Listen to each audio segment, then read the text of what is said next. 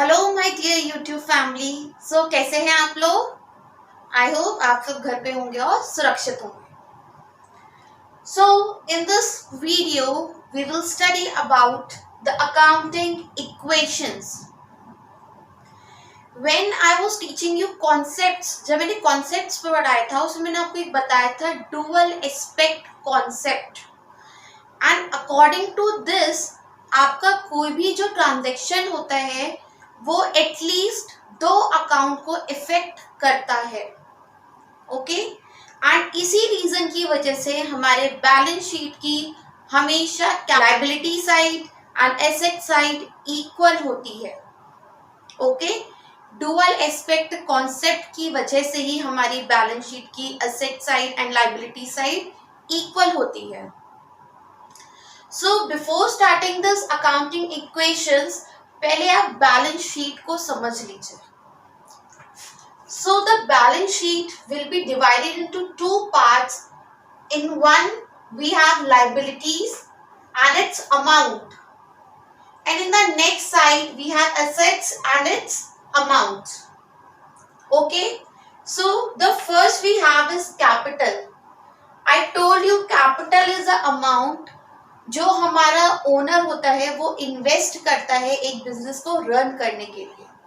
ठीक है, और ये कैपिटल लायबिलिटी इसलिए क्योंकि इस पे हमें इंटरेस्ट पे करना पड़ता है। The next we have reserves. Reserves हमारा जो होता है, कैपिटल रिजर्व जो होता है, ये वो रिजर्व्स होते हैं जो हमने शेयर होल्डर्स को पे नहीं किया होता है डिविडेंड। ओके, ये वो होते हैं हमारे reserves. Next we have fixed liabilities. Fixed means something which is more than for 1 year. So fixed liabilities हमारी वो liabilities होती हैं जो हमने लॉन्ग टर्म लोन्स जैसे हमारे होते हैं, जो हमको आगे जाके रीपे करने होते हैं, 1 साल के अंदर नहीं करने होते हैं। आप अगर लोन लेते हो तो वो क्या होता है, आपका सालों तक चलता है। सेम वे जो कंपनी लोन लेती है वो उसका सालों तक चलता है, and it comes in fixed liabilities. The next we have current liabilities. इसमें हमारे आते हैं क्रेडिटर्स आ जाते हैं, आपके बिल्स पेबल्स आते हैं। ओके, एंड बैंक ओवरड्राफ्ट आता है। सो ये सारी जो होती है ये हमारी करंट लाइबिलिटीज होती हैं जो हमें with in a year repay करनी होती है। Now bank overdraft is a new word for you.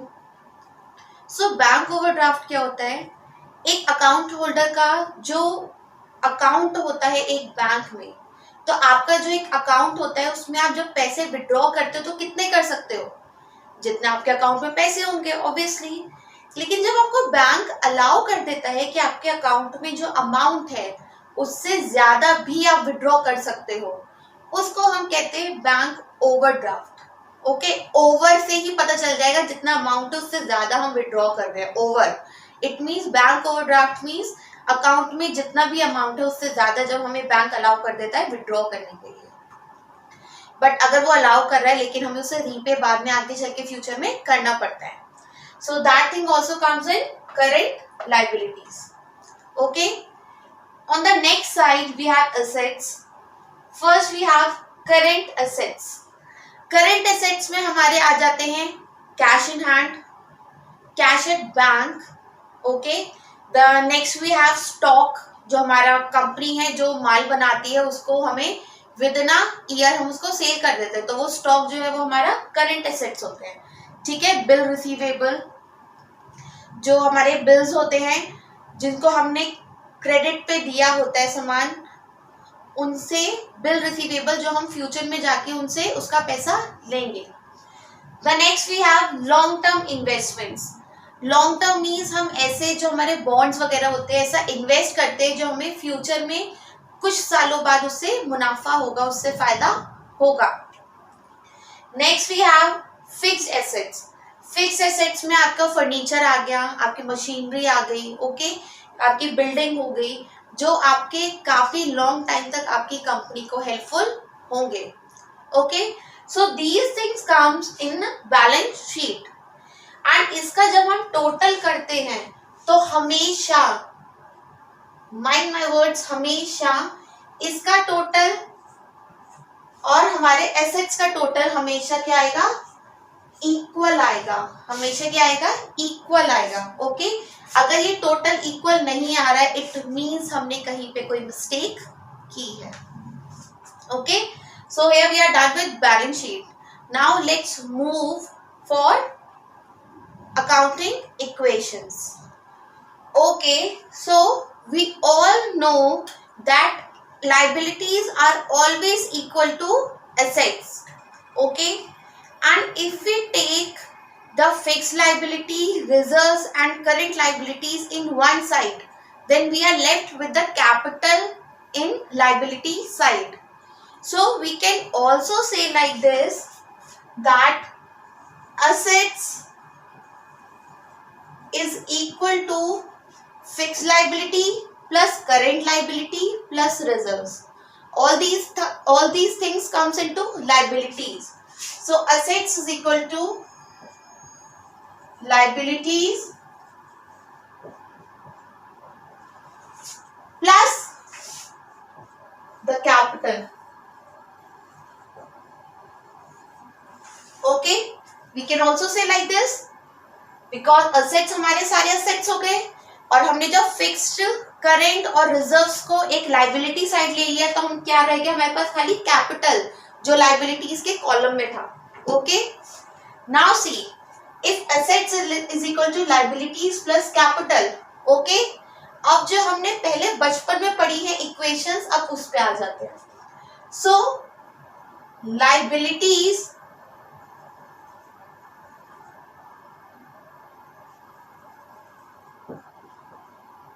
Will equal to, अगर लाइबिलिटी हमारी, अगर हमें लाइबिलिटीज निकालनी है तो क्या हो जाएगा, असेट्स, जब ये प्लस इधर आएगा तो क्या हो जाएगा, minus. So liabilities is equal to assets minus capital.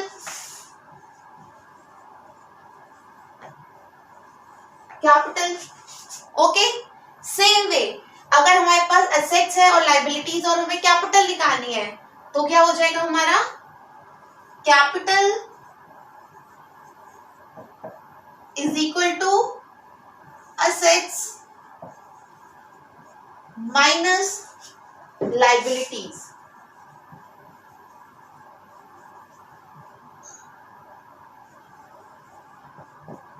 Okay, so ये तो ऐसी चीजें हैं जो हम बचपन से स्कूल में पढ़ रहे हैं कि अगर हमें एक इक्वेशन पता है तो उसके बाद हम बाकी दो चीजें अपने आप निकाल सकते हैं, बिकॉज वी नो जब इज इक्वल टू के बाद की वैल्यू दूसरी साइड जाती है तो वो प्लस होता है तो माइनस हो जाता है और माइनस होता है तो प्लस हो जाता है। ये तो हम बेसिक्स पढ़ ही रहे हैं। Okay, now we have these equations. Okay, now our first equation, if Ram start his business, commenced his business with rupees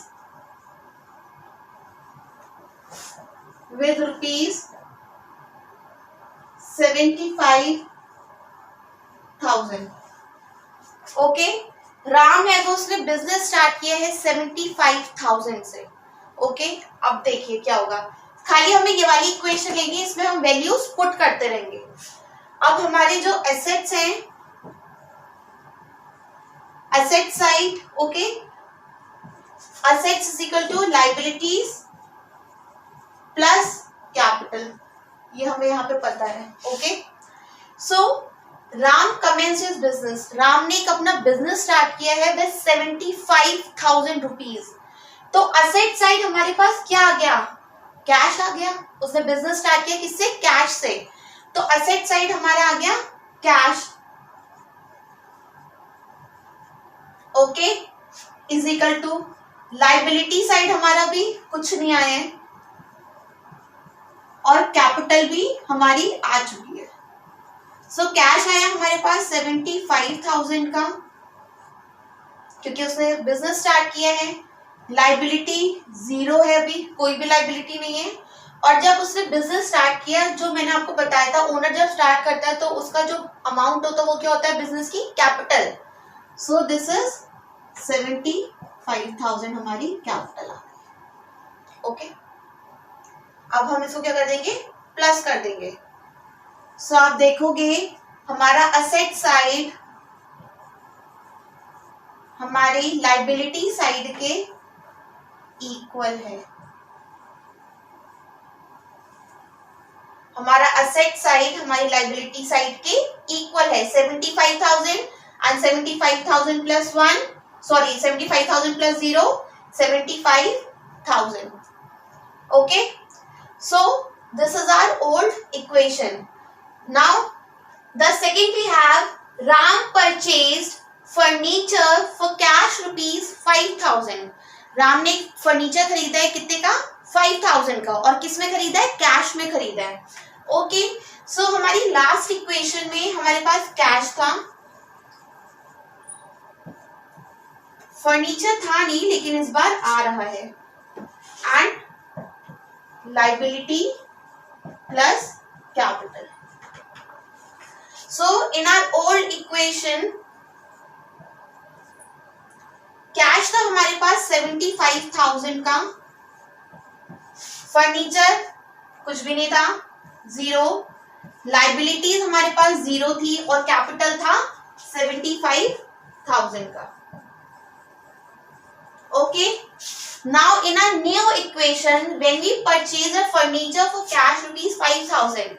अब मैंने एक फर्नीचर खरीदा है 5,000 का, तो मेरे पास से क्या जाएगा, कैश जाएगा, क्योंकि मैंने उसे कैश में खरीदा है। आप कोई चीज खरीदते हो तो आपके पास से पैसे कम होते हैं ना, वो पैसा देके ही तो चीज खरीदते हैं, तो हमारे पास से कैश जाएगा, तो कैश में से ही हमारा माइनस हो जाएगा 5,000 प्लस हमारे पास फर्नीचर कितने का आ रहा है, 5,000 का, और ये हो जाएगा add, is equal to liability कोई भी क्रिएट नहीं हुई है और कैपिटल में भी कोई भी इफेक्ट नहीं हुआ है, तो ये सब हमारे पास क्या है, 0।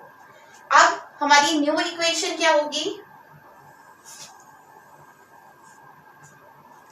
75,000 minus 5,000, 70,000 plus 0 plus 5,000, 5,000 is equal to 0, 75,000 plus 0, 75,000।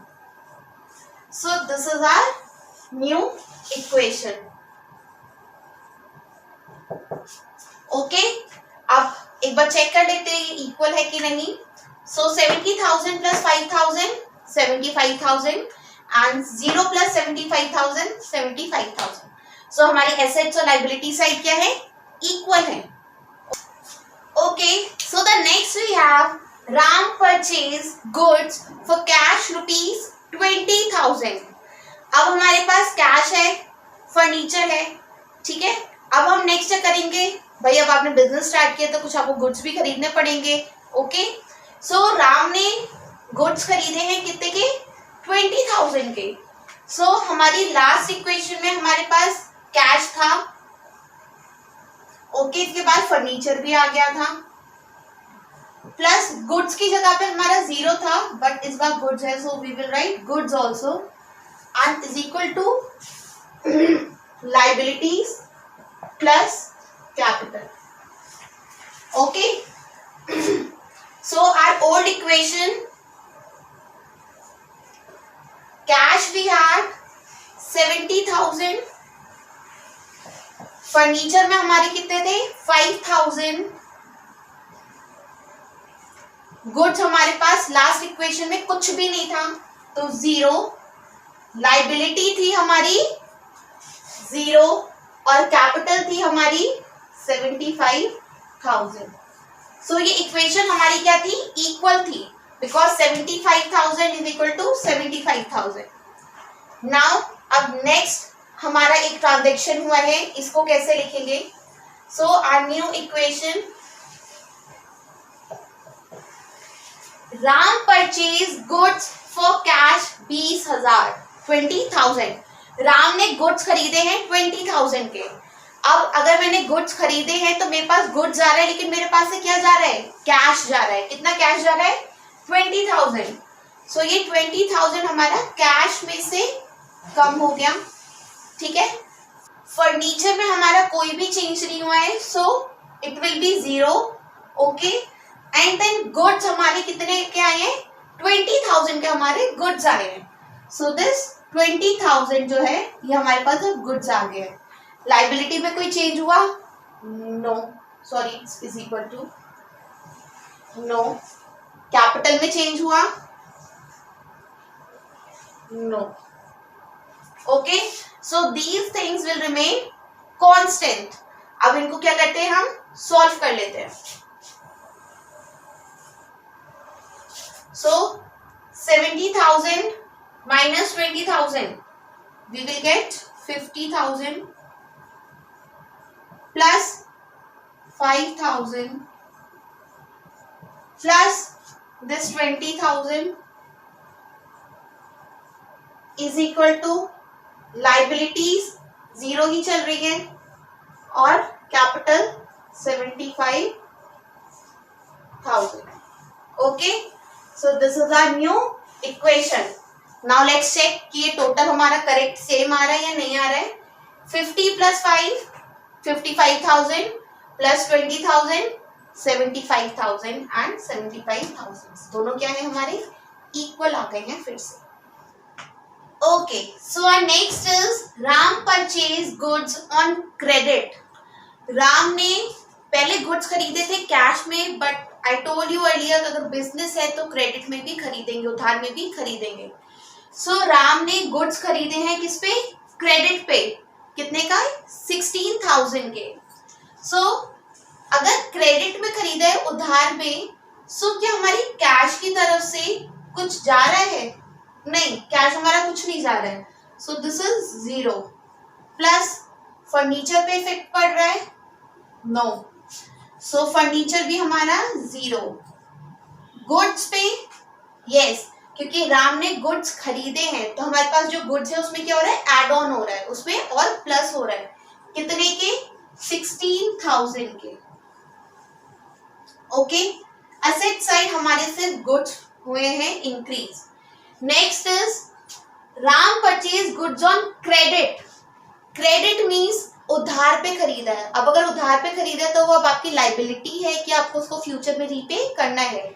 सो जब हम उधार पे चीजें खरीदते हैं उससे हम क्या होते हैं, क्रेडिटर बनते हैं। क्रेडिटर मीन्स जिसने उधार पे खरीदा है उसको वो बाद में रीपे करना है। So it increase our current liability, ठीक है। So it comes in liability. क्या हुआ है हमारा, 16,000 हमारी अब क्या बढ़ी है, liability, okay, which is a creditor, which is a creditor। Plus capital पे इफेक्ट हुआ है, no, okay. Now let's see the total, that the total is equal or not. So 5,000 plus 0 5,000 plus 5,000, sorry 50,000 plus 0 it's 50,000। 5,000 plus 0 5,000 plus 20,000 plus 16 36,000 is equal to 16,000 plus 0 16,000 and plus 75,000. Now again we have to check that the total is equal or not, okay। So 50,000 plus 5,000 is 55,000 and 55,000 plus 36,000 is 91,000, okay। I hope that I'm not wrong. Next is liability side. 16,000 plus 75,000 is 91,000. It means that both the side is equal, okay। Now let's do one last equation also. So the last we have goods costing rupees 12,000 sold on credit for rupees 15,000। अब एक firm ने, जो राम की firm थी, उसने उधार में अपने गुड्स बेचे हैं जो 12,000 के थे, उसको 15,000 में उधार में बेचा है, ठीक है। अब आपकी फर्म है, अगर आप क्रेडिट में खरीद रहे हो तो आप क्रेडिट में बेचोगे भी, ठीक है। सो मैंने आपको बताया था कि अगर हम उधार में सामान खरीदते हैं उससे हमारी लाइबिलिटी क्रिएट होती है, और अगर हम उधार में बेचते हैं तो उससे हमारे एसेट्स क्रिएट होते हैं, ओके, एसेट्स इंक्रीज होते हैं।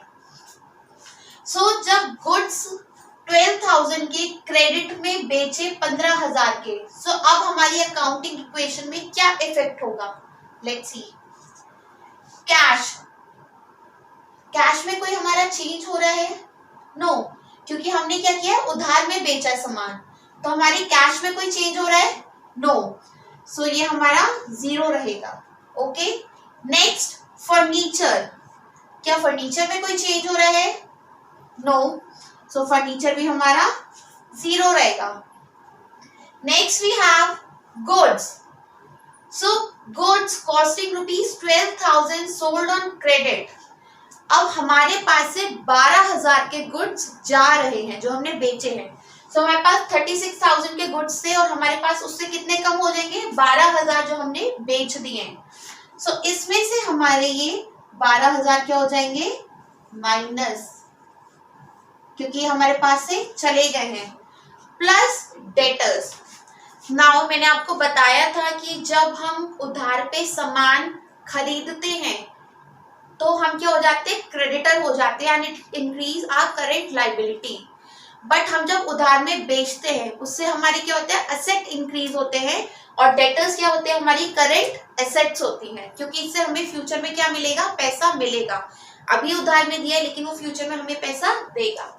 सो डेटर्स हमारे कितने के होंगे, ये हमारे 12,000 के नहीं होंगे, हमारे 15,000 के होंगे, क्योंकि हमने 12,000 का तो सिर्फ सामान बेचा है।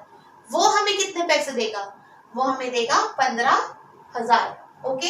सो डेटर्स से हमें मिलेंगे 15,000 फ्यूचर में। क्या हमारी लाइबिलिटी पे इफेक्ट हो रहा है? नो। क्या हमारी कैपिटल पे इफेक्ट हो रहा है?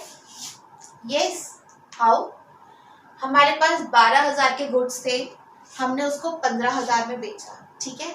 तो ये जो 3,000 का ये हमें क्या हो रहा है, ये 3,000 का हमें प्रॉफिट हो रहा है, हमें मुनाफा हो रहा है। सो these 3,000 will increase our capital. These 3,000 will increase our capital. Okay. So what will be our new equation? Let's see.